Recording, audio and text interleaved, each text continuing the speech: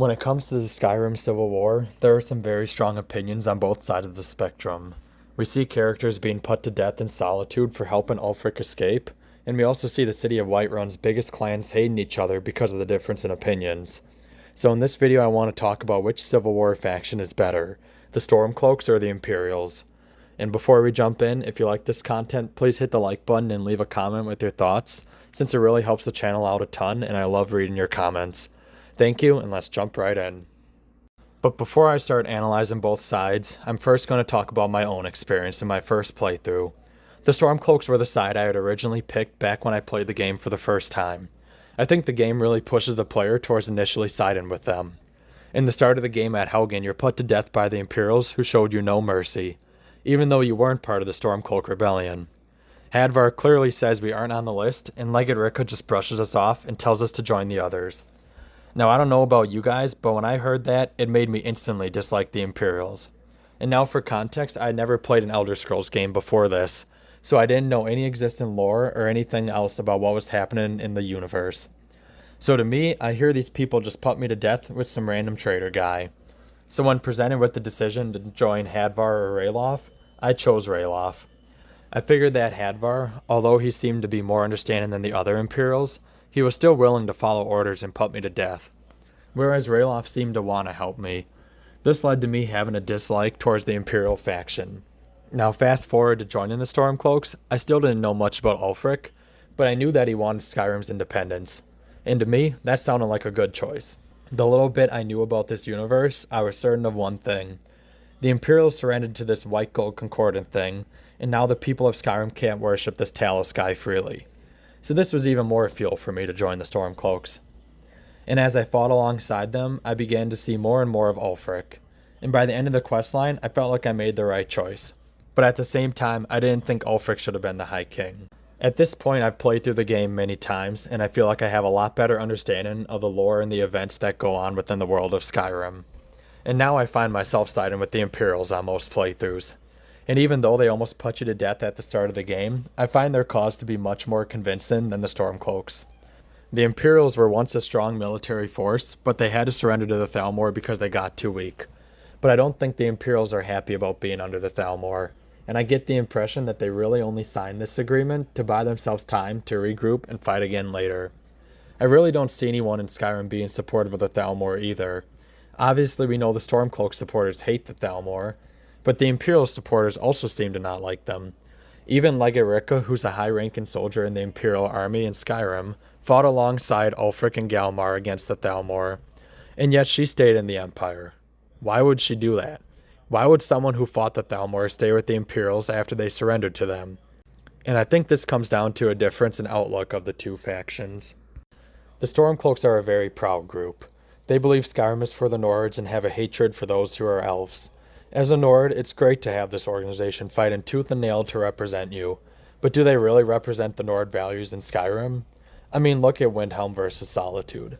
Windhelm is the capital of the Stormcloaks and has a severe poverty and segregation issue. We see Argonians working at the docks, not even allowed in the city, and we see Dark Elves living in poor, poverty-struck quarters. Is this the type of environment that would be best for Skyrim? Ulfric can't even seem to take care of his own city, and yet we expect him to take care of all of Skyrim? I don't think many Nords would want Skyrim to end up looking like Windhelm. Other cities under heavy Stormcloak influence, like Riften and Markarth, are also corrupt.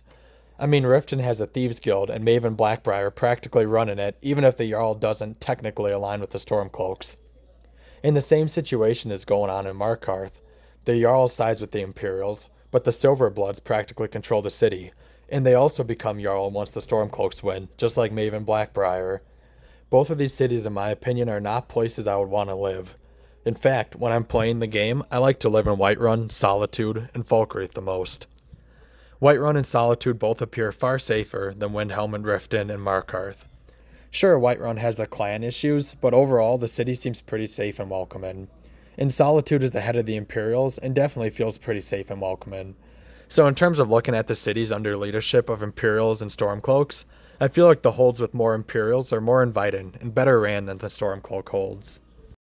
Speaking of which side I think would run Skyrim better, let's take a look at the future outlook for Skyrim and its people if either side were to win. If the Stormcloaks won, it would likely lead to a lot of national pride, since they would have an army of fearsome, battle-tested fighters to defend Skyrim. Which sounds great in the heat of the moment, and I think the idea of Skyrim being free is great in theory. But that's the key word, in theory. After things get settled down in a couple of years into the future, what would Skyrim do? If the Thalmor see that now Skyrim is without protection of the Empire, I have no doubt that they would attack Skyrim. I mean, in my opinion, I think the Thalmor are the only people who are benefiting off the Skyrim Civil War as it is. Their enemies are fighting as they get to sit down and grow stronger. And in reality, could Skyrim really fend off a good chunk of the Thalmor army? That's up to you to decide, since we don't really know, but I don't think so. If the Thalmor were able to force the Empire to surrender, and they had way more manpower and resources than Skyrim does, then I don't think Skyrim would stand a chance. On the flip side, if Skyrim were to get attacked by the Thalmor, then the only logical thing they would do would be to start allying themselves with other provinces. Except they have been shown to betray people, in this case the Imperials, which could likely lead to any alliance formed being super fragile. So now the only logical thing to do would be to ally with the Imperials, since they were allied with them in the past, which would create a weird dynamic since the Imperials likely would be upset with Skyrim for breaking free. Now looking at Skyrim's outlook under Imperial rule, I think it has a far brighter future ahead of itself. Now I'm sure the Thalmor would still plan on attacking Skyrim or another Imperial province, since they saw how the Skyrim Civil War took resources away from the Empire. But I think that this whole time the Empire has been trying to regain its strength, and that's why they signed the White Gold Concordant in the first place, to buy themselves time to regroup to launch a counterattack at the Thalmor. So now they would have Skyrim back helping them fight. And this would mean Skyrim doesn't have to fight alone against the Thalmor. They would have an entire army of the Empire alongside them. And this would be far better for the people of Skyrim, since they're under protection of the Empire, to where if the Thalmor does choose to attack Skyrim, they aren't fighting them alone. This also gives them access to a better economy under the Imperial trade system and everything. So since I think the Thalmor will attack either way in the future, when that happens, Skyrim will be in a more advantageous position, siding with the Imperials versus being independent. I think this would also provide an opportunity for the Stormcloak supporters to get part of what they're fighting for too. One of the main selling points for the Stormcloaks is that they want free Talos worship, and wants to fight 3, 2, 1.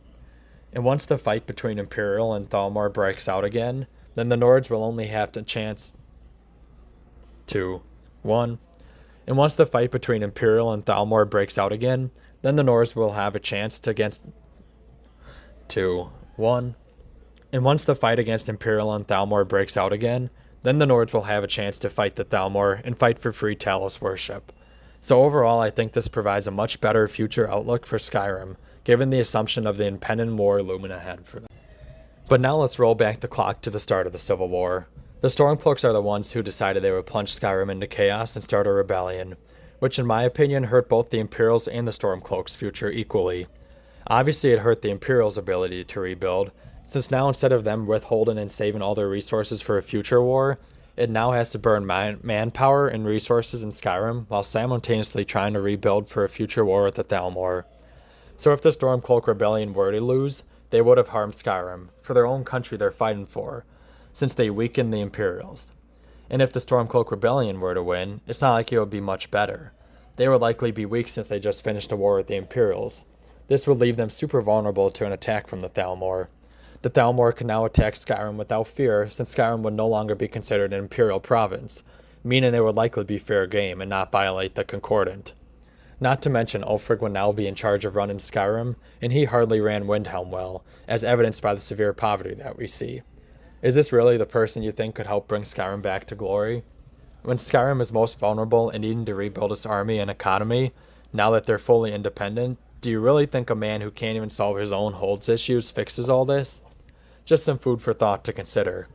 Either way, this Skyrim Civil War hurts Skyrim as a whole, whether under Stormcloak or Imperial control. Since Skyrim's military strength is weakened, since it effectively lost half its troop to the losing side, and also likely sustained heavy economic blows during the Civil War. So although the Stormcloak cause seemed noble and patriotic, all it really did was purge Skyrim into a war that hurts itself either way. The pursuit of freedom left the Stormcloaks blind to the future implications of their actions.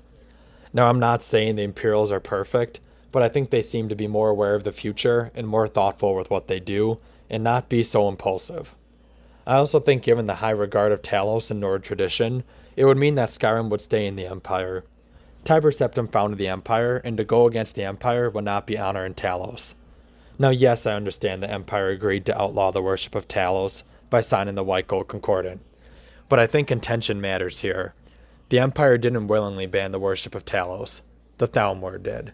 The Empire suffered catastrophic blows to where they were on the verge of defeat, and surrender was their only option if they wished to survive to fight another day. The Thalmor took advantage of this by outlawing the Talos worship. It's not like the Empire woke up one day and decided to turn its back on Talos. Instead, it was forced to make a difficult decision under extreme circumstances. As I've said earlier, I don't believe the Imperials turned their backs on Talos for good, as the Stormcloaks seem to imply. Instead, I think they're just buying themselves time to rebuild before launching an attack back, and if they were to win, they could allow Talos worship once again. The misconception of Talos worship that the Stormcloaks seem to paint seems to be in line with a lot of things they're fighting for. They seem to exaggerate things beyond what's actually happening. And like I said before, I don't think this is a good thing for a faction to have if they plan on running an entire province. Saying the Empire turned its back on Talos is a huge assumption, since many Imperials probably still worship Talos in private. It's just the official Imperial government was forced to outlaw Talos worship. Not that the individual people comprising the Empire dislike Talos. I also don't even think many Imperials are fine with what the Empire did. I think in Skyrim, those who side with the Imperials are also upset that the Empire outlawed Talos worship, but they understand that they're stronger united versus divided. Finally, I want to touch on Ulfric Stormcloak himself, the true High King of Skyrim if the Stormcloaks win this war. My personal opinion on him is that he's selfish and power hungry. We see this by him using the shout that he learned from his time with the Greybeards to kill the High King Torg. The Greybeards make it very obvious that the shout should not be used as a weapon. And Ulfric didn't just use it as a weapon, but as a way to assert his power. He learned this powerful weapon, and he used it when he saw a way to gain more power. We even see him use unrelenting force shouts in the Battle of Solitude when we side with the Stormcloaks.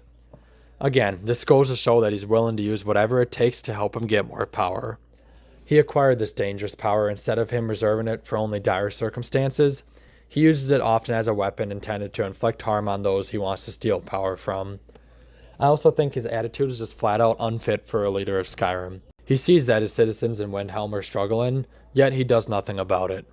He refuses to help the Dark Elves even though they are a part of Windhelm, and he won't even let Argonians into the city.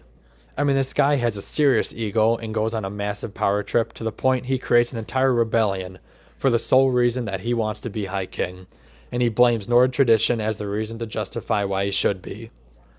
I also think he's very short-sighted. And for the reasons I stated earlier about how Skyrim would be unprepared if the Stormcloaks were to take charge, I just don't think Ulfric is looking out for what's best for Skyrim. And if he was, he wouldn't have started a civil war that would hurt Skyrim if either side wins. All he's doing is plunging Skyrim into an unnecessary war that ultimately ends up with Nords dying on both sides. If he truly was looking out for what's best for Skyrim, he would have gone about the High King situation differently. Instead, he throws a tantrum and starts an entire civil war because he feels like he should be High King. I'm not here to argue if he deserves High King or not, but I'm here to look at his personality. He seems very short-sighted in my opinion, and I think he just sees his soldiers as a way to elevate him into power. I don't think he truly cares about Skyrim the way that he says he does. I just think he sees this war as a way for him to become High King. And when someone is driven by power and uses the Thu'um to help him achieve said power, and also has a short temper, and known for disliking certain races, I just think it's a recipe for disaster for Skyrim's future. So all of this is why I don't think Ulfric would make a good leader for Skyrim's future.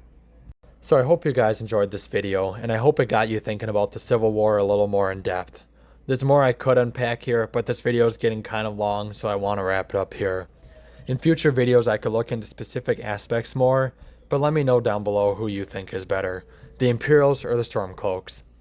I hope you all enjoyed this video, and I'll see you again in the next one. Bye.